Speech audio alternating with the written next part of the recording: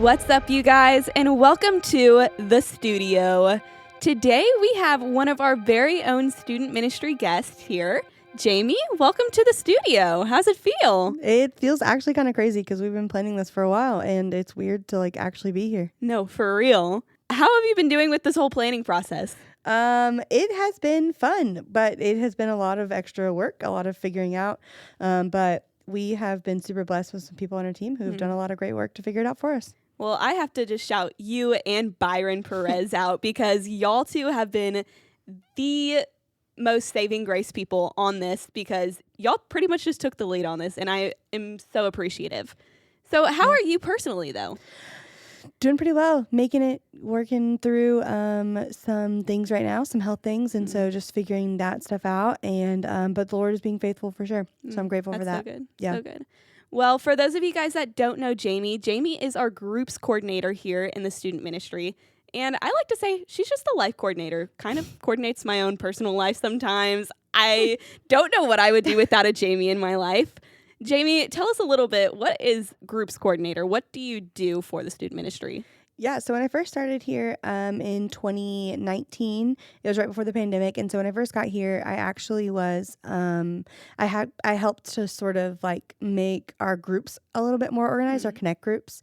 And so that entailed just sort of connecting with leaders and students and making sure they were in the right groups and making sure leaders knew what they were helping the students to learn and things like that. And then when the pandemic happened, 3 months in, it was kind of crazy because I was like, well, everything that I just did to figure groups out doesn't matter anymore. And so we actually went to online groups via Zoom, and that was really hard and difficult and a weird season for me for sure.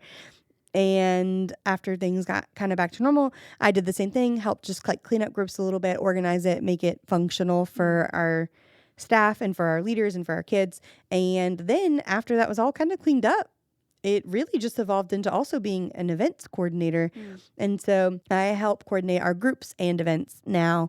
And so I still maintain all of our connect groups and things like that. But in addition, I help coordinate a lot of our events. So we have our summer events coming up right now, and as well as our retreats that happen in the spring, in January, February, spring. January. Yeah, sure. The winter retreats, basically. Yeah. But yeah. So how's the planning process for you? Do you get excited to plan? Because nobody knows how much of a wizard you are at Excel. And when I look at the things that you type on there, I get so dizzy because I literally have no clue. I get lost and I feel like a space cadet. So tell us a little bit about how you deal with the planning and the process that goes into all the events that you have to coordinate. Absolutely. It's funny because I think other people are like, this is so crazy. How do you do this? But I just can't, my brain can't see another way that it would be possible. So that's Excel, organization, creating a space for things to be organized is just something I love doing. It's something I enjoy, and I feel like really the Lord has really gifted me in that aspect of organization. And so I'm definitely, when it comes to events, I love to create ways for things to be communicated clearer, for information to be more visible, for everyone to sort of be on the same page, for all information to be accessible, especially for events. Because but when we go to events, there are lots of moving parts. And sometimes if, for instance, someone gets sick, you have to know what their role is and how to accomplish their role. Because if for some reason that person couldn't be at the event to fulfill their role, you have to know what they were doing. And so a big part of what I do is make sure that we all are aware of what everyone is capable of and is doing, so that we can at any point try at least, not probably well. I could never obviously do the games. That is not my forte. I do the organization, and all the student pastors lead the games. And so they're good at that. But that is a big part of what I do and what I love for that reason, just to make sure that camp is a place where it's done and organized and ready to go. So that way when kids show up, it's just fun, basically. Right. What opportunities were you given in the past that helped you kind of figure out that you like to do organizing rather than to do the on-stage games or the preaching from big stage? That is actually such a good question. I think for me, it started in a volunteer role mostly. Whenever I was in high school, I started serving in middle school, and and kind of in kids ministry, but mostly in middle school. And so I led a connect group of girls. They were then in 6th grade. Spoiler alert, was with them all the way until they were seniors. But I served with them when I was a freshman in high school. I pretty much started serving with 6th grade and then just sort of moved up with them from there. And while I was in high school, I served in middle school. And just from there, I just was very interested in always being a person who I was good at knowing things. And so a joke that we had is like, I served in a lot of different areas of my church. But one of them was in check-in, and as well as a connect group leader and all kinds of other things. But one of them was check-in, and there was always, but because I served in check-in, I knew every kid's name. Mm-hmm. Every kid who walked into the door, I knew their name because our check-in was assisted check-in. And so like, if you would walk up to me and be like, I'd be like, oh, what's your name? And then I have to look up your name and check you in. And so I naturally just got to know people's names because I'd be like, oh, that person, that kid, whatever. So they'd walk up and I'd have their name tag ready or whatever. And it was just like really sweet because kids knew that someone knew their name. But our student pastor at the time, he was not great at remembering names. And he would, anytime he saw a kid, he'd be like, what's their name? And I'd be like, oh, it's this. And he'd be like, oh, great. And then we'd go about our day, and it was just really funny. But it's funny because that is how I feel like I got my passion for what I do, is because in that role as a volunteer, it moved into other things. And I, over time, became a volunteer coordinator and stuff like that. But it's because I took things so seriously. It meant so much to me that I had name tags ready for kids when they walked up before they even told me their name, so that they knew that I knew their name and someone in this building knew their name. And so it just sort of started there, and snowball effect. It just became, now I want to set a place at events and into all kinds of things. I just wanted kids to know that there was a place for them. And so it just sort of snowballed into that. And I was a volunteer coordinator and somehow ended up in ministry. You talked a lot about intentionality, and knowing you personally, I know how intentional you are, but specifically how intentional you are with emotions. And so every time we walk into the office, and especially the chair right in front of your desk, you have the feelings wheel, and you're a big advocate for the feelings wheel. Tell us a little bit more about why you think emotions are so important and how impactful they are, especially with our relationship with Christ. Yeah, that part is so good. I have a feelings wheel on my chair. It is actually a gift from 2 of our students at Sugar Creek. They gave me that as a gift for, I think, my birthday, maybe Christmas. I don't remember. It's one of those things. And it is the best. But I have a feelings wheel in every corner of my life, it seems, because I love them. Growing up, I had a rough-ish childhood, and I had a lot of trouble because of it expressing my emotions and saying how I was feeling, or even identifying how I was feeling. And so as I was growing up, since I was just having such a hard time with that, one of the biggest things that I did in my like late-ish teens, like 19 and then probably 2021 or whatever. I truly don't even remember the years, but I was in therapy. And one of the things that was brought up was a feelings wheel. And it was a big part of my healing journey. I had suppressed a lot of my emotions, like a lot of them, probably all of them, I'd venture to say. And so I was having a hard time truly feeling my emotions in a moment and allowing them to just be what they are, and not necessarily feeling like I had to be someone else for anyone else. And I had a lot of trouble with that. I always felt like I had to be someone else for someone else.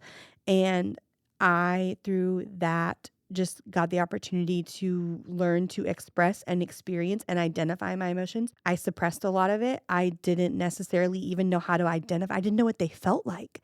Like, even when I get mad, it was just like, don't be mad. And then I just wouldn't be mad. And so like when anger would pop up in my life, I just didn't even know what it felt like or how to explain it, because I was a 20-something and still couldn't identify basic emotions. And so the feelings will help me a lot with that. And I am such a huge advocate. It's funny because I'm not a huge advocate for the feelings wheel necessarily, but I am a huge advocate for what it implies, which is identifying your emotions and feeling them in a moment and allowing a space for other people to love you through that. You have to feel something. You have to experience it in order to okay, I'll use an example. If I'm feeling an emotion like sadness, the best way that I can experience the fullness of God's joy is to experience my sadness. I can only understand the depth of his joy when I allow myself to see and feel and experience the hardest part of sadness. Because in that sadness, I am able to see the fullness of the restoration that joy offers. And so that's the reason I'm a huge advocate for it, because when I am doing life in general and I'm like, oh, I'm feeling so frustrated. There's more emotions than anger. There's more emotions than frustration. And so like when I'm feeling anxious, it's hard to identify some of these emotions. When I feel anxious, I most often associate it with, like, for instance, overwhelm, or feeling nervous, or I feel, I don't know, helpless. Those frightened, all of those are commonly what we think of when we think of being fearful or anxious or scared. But there are words like inadequate, inferior, insignificant, exposed. That's a crazy one. Worthless. Like, there are words there that come from the anxiousness that's created in you, the fear, the whatever it is. It's created in you sometimes through these emotions that are hard to identify. And if you can't identify it, you can't necessarily go to the Lord with a specific thing. And so for me, when I'm feeling anxious, I might be feeling inadequate, and I have to go to the Lord with that specific emotion and say, Lord, I'm feeling so inadequate. What am I doing that is making me feel this way? Or, Lord, I'm feeling so, what's a good one? I'm feeling so, oh, this is crazy, persecuted. Oh. Persecuted stems out of fearful. I'm feeling persecuted in my life right now. I'm not feeling like I can be who I want to be because people around me are not giving me the best kind of feedback. Maybe they're being little critical or little doo-doo heads or whatever. And so I'm feeling this, Lord, help me be satisfied in who I am in you, and, or whatever, and so when you identify the emotions, it allows you to go to the Lord about specific things and specific areas of your life. So let me ask you a question, because I'm sure there's plenty of people out there that think the same thing that I think about all the time. What's your opinion? Are emotions derivative from the Lord, or are they more so enemy driven? We were recently just talking about this. I think you and I actually, I don't remember. I don't know. I don't remember. You'll remember if this sounds familiar. Okay. One of the things that I said recently, and I say all the time, but it is, your emotions are a cue for something else. Your emotions, what you feel, what you're experiencing, anything, we were given emotions. They are God-given things, negative or positive. And in reality, if you think about it, none of them are actually negative because they all point you back towards Christ. Right. We just associate them with negative feelings. And so when we feel frightened or scared or helpless or sad, we associate them with negative experiences. Right. And so we assume that they're negative feelings when they're not actually, in my opinion anyway. And so I think those negative feelings are very valid, but they're just cues to something else. Right. And so if you're feeling helpless or inadequate or whatever, I keep coming back to that because it's still fun. It's so funny to me, but that it comes out of fear because it's so true. But if you're feeling inadequate, you might have a cue that you are learning something a little bit more deep. Are you feeling inadequate because, oh, this one's harsh. If you're are you feeling inadequate because you're too prideful to ask for help? Are you feeling inadequate because you are too worried about what people think about you instead of being so concerned with the fact that you have to do it all yourself? Do you feel less than for this reason? Or do you feel overwhelmed? Overwhelmed is a good one. Like, are you feeling overwhelmed? Is it because you're being too prideful to ask for help? Prideful is for me, it comes up a lot, in my personal life, because sometimes I don't ask for help because I'm like, I can do it myself. And most of the time I can, but it's at what cost? You know what I mean? And so something that is definitely for me true is that emotions are cues that point you to something, or can, if you let them, if you sit with them long enough, point you to something deeper. Talking about emotions are cues to something else that point you to something deeper. How can emotion point you towards scripture? Yeah, though, that's so good. It definitely can. I think it's so silly because we were talking, I think it was, I never know who I'm talking to. It's It could fine. be me all the It time, could I be. guess. I definitely feel like it's so silly, and we're always like, I don't know, maybe this is just me. I don't have a degree in theology, so don't quote me on this. But I definitely feel like it's as simple as typing into Google verses on how to deal with inadequacy, verses on how to deal with pride, verses on how to deal with frustration, verses on how to be more gentle, verses on how to be more loving, verses on how to be more compassionate, verses on how to be more empathetic. Scriptures about a story about how Jesus showed empathy. There are lots of ways that we can allow those emotions to point us back to scripture if we want them to.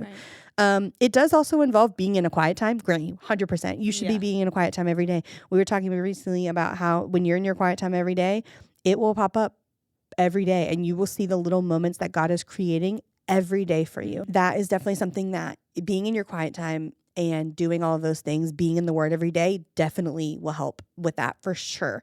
But when in doubt, if you feel like you're reading through, right now I'm reading through Daniel, you're reading through the book of Daniel, it might not necessarily equate to how you're feeling in that moment. It can if you dig deep enough a lot of times, and there's always something there because scripture is living and always active.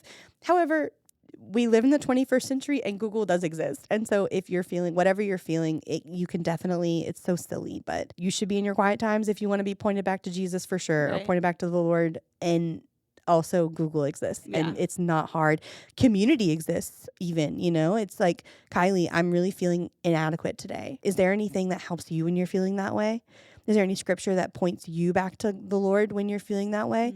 We all experience these feelings. They exist for a reason. We're all built that way. Like we're created that way. We're created with feelings and emotions. And so, definitely community is a big one too. And so anything can point you back to the Lord if you allow it, if you do the research and do the legwork. Right. And so it's not just natural all the time. Although sometimes it is when scripture's on your heart. Obviously, memorization, we've talked about this a lot. Memorization is a huge part of that, scripture memory. A big one for me, and we talk about it all the time, is James. And it's James 1, but it's James 1, 2 through 4. And paraphrase, it says, consider it pure joy when you face trials of many kinds, because the testing of your faith produces perseverance. And that perseverance makes you mature and complete, lacking nothing. And that is a huge part of my story and my testimony, and why. Because I should consider it pure joy whenever I face trials, because that testing is producing perseverance, and that perseverance makes me who I'm designed to be. It brings me closer to who I was supposed to be. And so, for me, scripture memory is a huge one. If you're not memorizing scripture, start. And honestly, start with a simple Google search of something that you're struggling with, whether whatever it is. If you're struggling with anger in this season, look up a verse. Verses about anger: be quick to listen, slow to speak, and slow to become angry. That is a simple one, and you can just memorize. Pick a scripture that is aligned with what you're struggling with right now and memorize it. It will do wonders, because it'll just pop into your mind when you're having conversations. When Kylie comes to me and Kylie's like, Jamie, I'm so mad. She's never done this. I don't know if Kylie's capable of anger. I'm very capable of anger. Exhibit A, when we started prepping this, I had a little incident where I dropped paint everywhere. I definitely had a little bit of anger, but I suppressed it, as I know I shouldn't. But Jamie was there and was like, Kylie, it's okay. Things happen. Jamie's really good with helping me express my emotions. So thank you, Jamie, for teaching me that. What I love about that story even is that anger wasn't directed at anyone. It was directed at you. You were mad at you.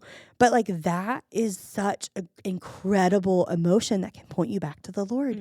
Because also our what we consider negative emotions, if we're surrounding ourselves with the right people, those right people clothe you in love and compassion and empathy, and all of those things. What is that? Oh, this is Clothed why. with she is clothed with No, dignity. that's not even. Sorry. No, but that's such a good one. That's what I was thinking. No, I was thinking of what's that? I can't think of the reference, but it's love covers a multitude of sins. Is that what it is? Is it's love? Yep.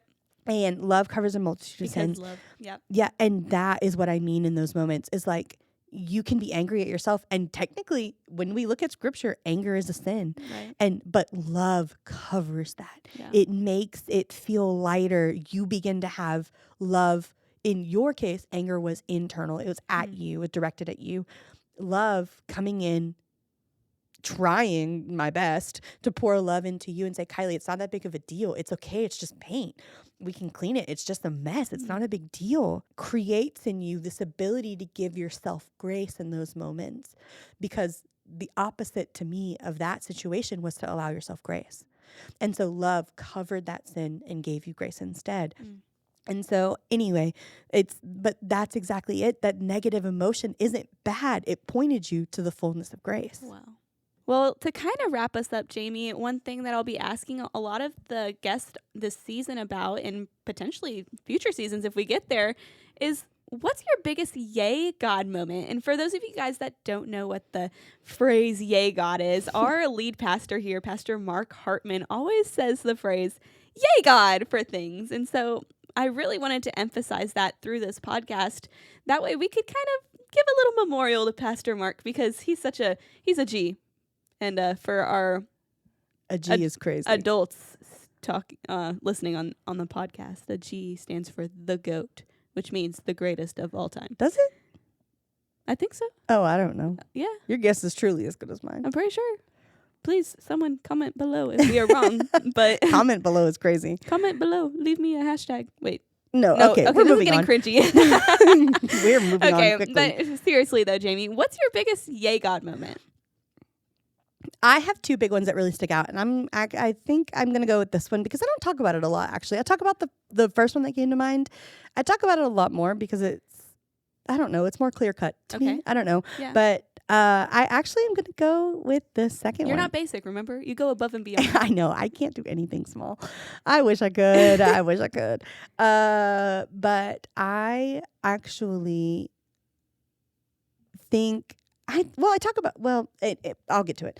I talk about this a lot in terms of like how the Lord provided, I guess, but I don't talk so much about the yay God part of it, and not like the big yay God part of it. And so for anyone who doesn't know, my bachelor's degree, my undergrad degree, is in elementary education. Woo! Yay. And so I majored in K through 5, and midway through my degree, I wanted to, but I considered it, was changing my degree to secondary education with a focus in math.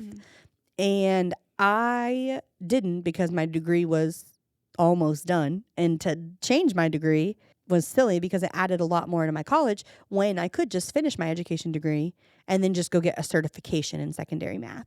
And so that's kind of the way education works, is you can have an education degree and then go get certified to teach anything really. And so I can go get certified to teach even now. I can go get certified to teach like middle school science if I wanted to. No part of me wants to do that though. And so I took my test, passed, did all the things, I interviewed with one school when I graduated. I graduated in the middle of the school year, which is like an awful time to get a job as a teacher, obviously. And so I graduated in December. I was not a May grad because I graduated a semester early. Because again, I don't do anything small. And so I graduated a semester early. So I graduated in December, which was a little bit of a problem because how do you find a job as an educator in the middle of a school year? So my option was, honestly, I was going to sub. I really thought about subbing and just like feeling out what school I wanted to be at. I interviewed with one school, and in the meantime, I got a call to, I was very active at my last church. I was literally always there. And I got a call to fill in the student admin position, which is the person who really helps coordinate the student ministry. And so I got a call to help their admin. She got promoted to not a better department. That's crazy. She got promoted to a higher department. And so in the meantime, they needed someone who knew the student ministry pretty well to kind of take over and do some admin responsibilities. And that person, they called me, and which I was so grateful. And so it was very kind of them because I didn't know how I was going to find a job in the middle of the school year anyway. So it really worked out for me. I was like, this is such good timing. And so I did that, accepted the job. It was interim, which quote unquote interim, which meant I was filling in the gap until they found someone more permanent. It ended up being me. I was the permanent. I was the permanent solution. But Is that it me? is it me? I did. That's so funny. I did those about 6 months with them, and then when it came time around June, we were having our summer camp, and I was like, oh my gosh, I'm gonna get through summer camp, and then I'm gonna go find some schools to interview at. LOL. Then it was actually Pastor Abram was my last boss. Oh. So, and by boss, I mean, he hates being called boss. So I'm definitely still going to call him my boss. Shout out to our boss. shout out to our boss. But Pastor Abram was my last boss. And he said, LOL, Jamie. He didn't say this exactly. He said, LOL, Jamie, you've been doing such a good job. We actually wanted you to do this full time. How would you feel about that? And I said, LOL, no. I didn't say no. I was like, I probably was frozen, actually. Abe probably knows the story better than me, weirdly, because I was half in it. I'm half the story. I'm actually the story. Anyway. I was like, wait, what? So long story short, I ended up taking the job full time, which was crazy. Me and the Lord had words about it. I mean, words. I was so mad because I worked so hard for my degree. I went through a lot of stuff to get my degree. I was a full-time student taking like 21 hours a semester, and I was just almost at full-time at my job. And so I was doing basically 2 jobs. And so I ended up working full-time at the church. And then Pastor Abram came to what we it's always been, what we now call home, which is Sugar Creek. And then about a year later, they had a position open up here at Sugar Creek. And then he called me and was like, hey, you want to come do this over here? And I was like, okay. And so obviously there was more prayer and consideration and obviously more than that. But long story short, I ended up here, and now this is what I do full time. Wow. And so that's probably my biggest, like, it's probably one of my biggest yay God moments is just like this idea of like, I worked so hard for this thing that I felt like me and the Lord were on the same page about, grant you. We were thick as thieves. He was like, yeah, you're going to do this and you're going to be so good at it. And then I was like, what are you talking about? We're changing. I didn't sign off on this. We did not co-sign the lease. I am not on board. I don't want to do this. And then it's crazy because I've just seen all the ways that my heart has changed since then, and how ministry has been so, so, so good for me. Am I going to do it forever? I don't know. To be seen. The Lord is in control, and I just am rocking with whatever door he puts in front of me, because I've seen him be so faithful through walking through a door that I'd never expected. And so I am rocking with whatever, but that's truly one of my biggest yay God moments, is because I've seen all the fruit that came out of just one tiny little baby step of obedience and being like, LOL, okay, I guess. And then I did it, and now we're here, and that's crazy. Well, yay God to that. Yay God. Thank you guys so much for listening and for tuning in for today's episode of The Studio. I hope to see you guys next time. With that being said, though, have a great rest of your day. Love you. Make it choices.